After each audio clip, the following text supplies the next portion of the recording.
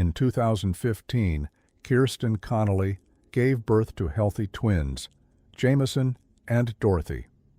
With the help of Fisher-Price rock-and-play sleepers, she and her fiancé, James Hatch, were finally getting some sleep.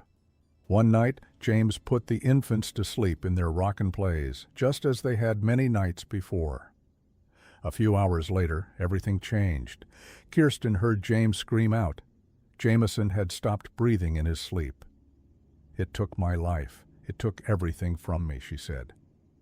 Kiersten waited over a year for answers, but never got any. Jameson's death certificate stated that the cause of death was simply undetermined. It wasn't until 2019, 4 years after Jameson's death, that Kiersten stumbled upon startling news. Fisher-Price announced a recall of its rock-and-play inclined sleeper, the very product her son had died in. According to U.S. Consumer Product Safety Commission, the product had been tied to at least 100 infant deaths since 2012. That's 3 years before the death of Jameson. A congressional investigation concluded that Fisher-Price failed to ensure the rock-and-play was safe before bringing it to market. Kiersten felt the anger rushing in. Fisher-Price knew infants were dying. "It was my whole body. It was palpable," she said. After years of not knowing why or how her son had died, Kiersten now knew what had happened that night. She was going to get justice for her son, but she was too late. She sued Fisher-Price and Mattel, but her suit was dismissed.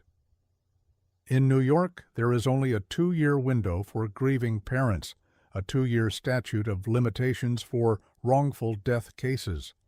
Her attorney, Regina Calcaterra, said, "They are actually weaponizing the statute of limitations. For years, they hid the fact that babies were dying. What they were doing was pushing it down the line. So by the time the recall actually happened, the infants that died early on were not able to file a case."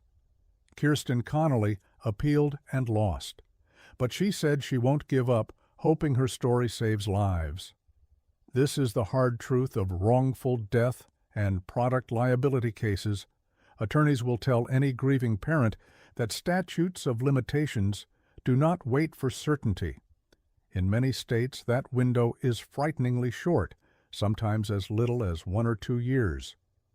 If a parent even suspects, before an autopsy is final, before a recall is announced, before anyone from the company says a word, that a product may have played a role in their child's death, the safest step is to consult a product liability or wrongful death attorney immediately. Here's what's important. An attorney can file to preserve the claim, request that evidence be preserved, and monitor the Safety Commission's recall updates on the products. Thank you for watching. Please share this video.